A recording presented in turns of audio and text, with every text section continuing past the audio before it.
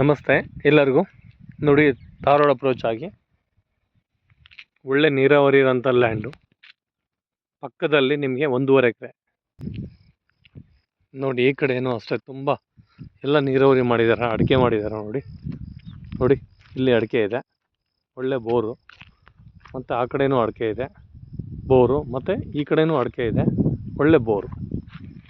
ನೋಡಿ ಎಷ್ಟು ಸಮತಟ್ಟವಾಗಿದೆ, ಭಾಳ ನೀಟ್ ಆ್ಯಂಡ್ ಕ್ಲೀನ್ ಇದೆ. ನೋಡಿ, ಅಲ್ಲಿಂದ ಹಿಡ್ದು ಈ ಕಡೆ ಬೌಂಡ್ರಿ ಎಲ್ಲ ಕಲ್ಲಾಕಿ ಕುಚ್ಚು ಹಾಕಿದ್ದಾರೆ.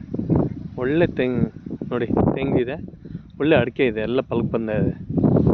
ಇದೇ ಜಮೀನು 1.5 ಎಕರೆ ಧಾರವಾಡ ಅಪ್ರೋಚ್ ಆಗಿ. ಫ್ರಂಟಲ್ಲಿ ಧಾರವಾಡ ಬರುತ್ತೆ, ಸ್ವಲ್ಪ ಎಲ್ಲ ಗಿಡ ಎಲ್ಲ ಬೆಳೆದಿದೆ ಅಷ್ಟೇ. ಇದೆಲ್ಲ ಕ್ಲೀನ್ ಮಾಡಿಸ್ಕೊಡ್ತೀನಿ.